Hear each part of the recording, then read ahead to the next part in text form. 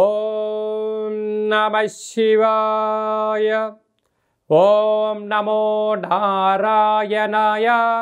నరదృష్టి నివారణ కాళభైరవాయ నమో నమః. ఓం కాళకాలాయ విద్మహే కాళాతీతాయ ధీమహి తన్నో నరదృష్టి నివారణ కాళభైరవ ప్రచోదయాత్. హరి ఓం.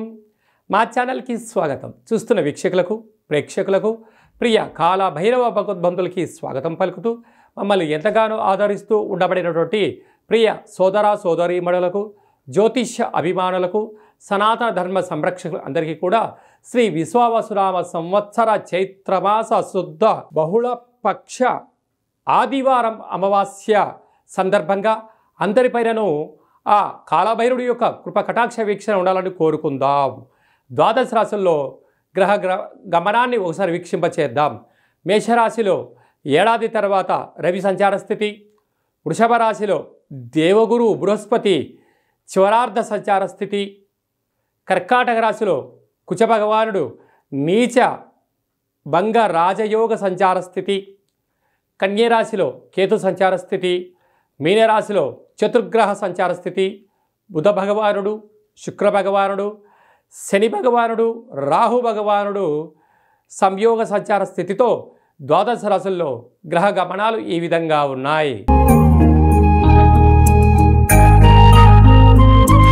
మేషరాశి వారు ఈ ఆదివారం అమావాస్య సందర్భంగా ఎలాంటి విధి విధానాలు పాటించాలో ఈ వీడియోలో సవివరంగా సంపూర్ణంగా తెలుసుకుందాం.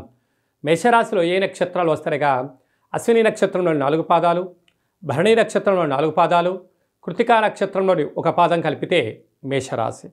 మేషరాశిలోనే ఏడాది తర్వాత రవి భగవానుడు సంచారం చేయడం చాలా విశేషం కనుక కోర్టు సమస్యలు, అప్పుల బాధలు, అనవసర ప్రయాణాలు, చీకులు చింతలు, ఇంట్లో వాళ్ళతో మనస్పర్ధలు వచ్చే అవకాశాలు ఉంటాయి.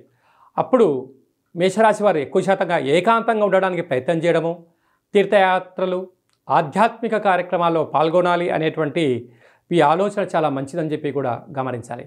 2వ స్థానంలో 12 సంవత్సరాల తర్వాత చివరి రోజుల్లో దేవగురు బృహస్పతి సంచార స్థితి అవుతుంది కనుక ఇలాంటి కాల సమయంలో శ్రీ మేధా దక్షిణామూర్తి స్వామిని స్మరణ చేయడం వలన ఆధ్యాత్మిక చింతన భక్తి కార్యక్రమాల్లో అద్భుతమైన విజయం మేషరాశి వారి సొంతం కాబోతుందని చెప్పి గమనించాలి.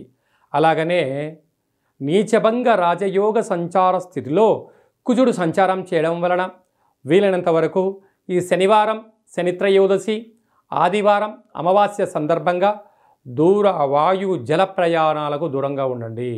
తన కోపమే తన శత్రువు, తన శాంతమే తనకు రక్ష అన్నట్టుగా మేషరాశి వారు తప్పక పాటించి తీరాలి సుమా. వ్యయంలో బుధ భగవానుడు శుక్ర భగవానుడు శని రాహుల సంచార స్థితి ఉంది.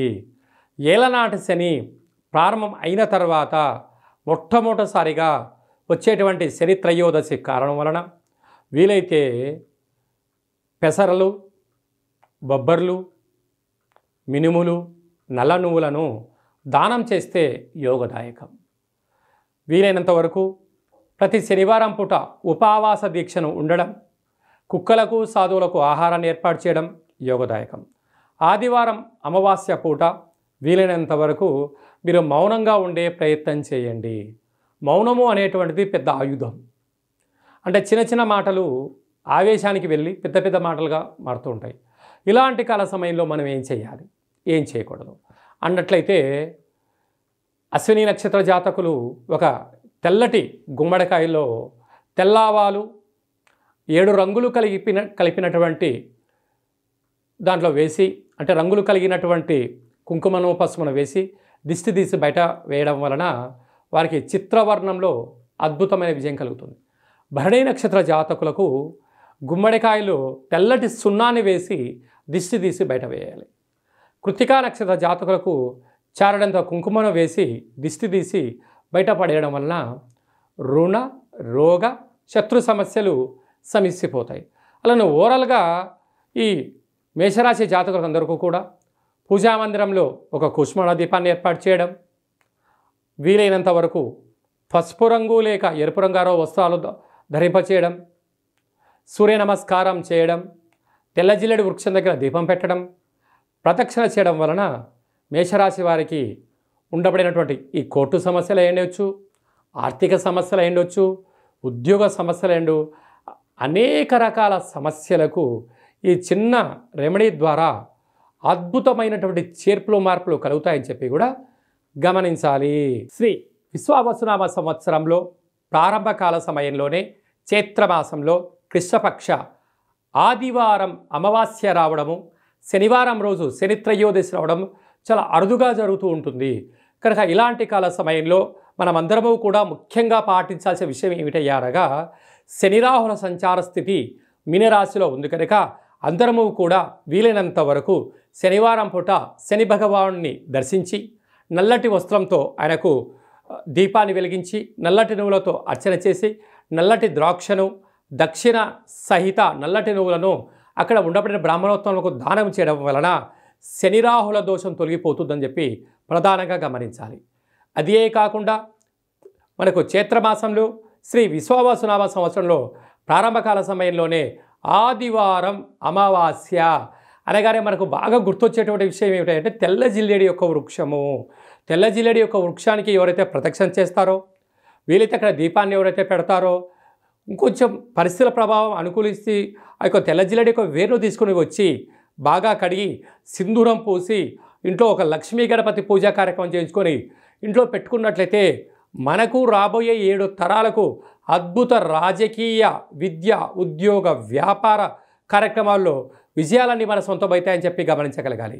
కనుక మనకు ఈ ఆదివారం రోజున అమావాస్య రావడం వల్ల ఇంట్లో ఉండబడినటువంటి అందరికీ, గృహాలకి, మన వాహనాలకి, ఫ్యాక్టరీలకు, కర్మాగారాలకు ఒక కొబ్బరికాయతో, ఒక నిమ్మకాయతో, ఒక కూష్మాండంతో దిష్టి తీసి పగలగొట్టగలిగినట్లయితే అద్భుతమైనటువంటి సంవత్సరాంతము మనకి ఎలాంటి అష్టకష్టాలు లేకుండా అష్టైశ్వర్య ప్రాప్తిని కలిగిస్తుందని చెప్పి కూడా గమనించగలగాలి. ఒక్కొక్క వ్యక్తికి అంటే వారి యొక్క పేరు పైన వారి యొక్క జాతకరీత్యా ఏమేం చేసుకోవాలో కూడా కింద నెంబర్ని మీరు సంప్రదించినట్లయితే ఆ రోజు ఏమేం కలుపుకోవాలి, ఎలా దిష్టి తీసుకోవాలో కూడా మీకు అన్ని వివరాలను సవివరంగా సంపూర్ణంగా కూడా తెలియజేయడం జరుగుతుంది. ఇంకను ఈ ఆదివారం అమావాస్య సందర్భంగా ఈ యొక్క పాత్రను అక్షయ పాత్ర అంటారు. అంటే ఎప్పటికీ కూడా నశించబడనటువంటిది అంటారు. కాళభైరవ స్వామి యొక్క అక్షయ పాత్రను మనం ఇంట్లో పెట్టుకొని ఇలా శబ్దం చేసినట్లయితే ఓంకార శబ్దం రావడం జరుగుతుంది.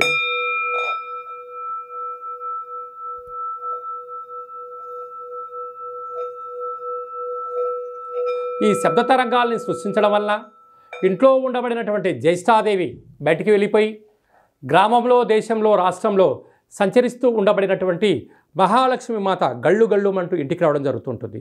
ఈ అక్షయ పాత్రతో పాటు ఒక కాలభైరవ పూజా కార్యక్రమాన్ని చేయించి 20 రకాల వస్తువులతో మీకు దిష్టి తీయించి పాత్ర అందజేయడం జరుగుతుంది. ఆసక్తి గలవారు ఈ కింది నెంబర్ని సంప్రదించవచ్చు. అలాగనే మీ వ్యక్తిగత జాతకం తెలుసుకోవాలనుకుంటున్నారా?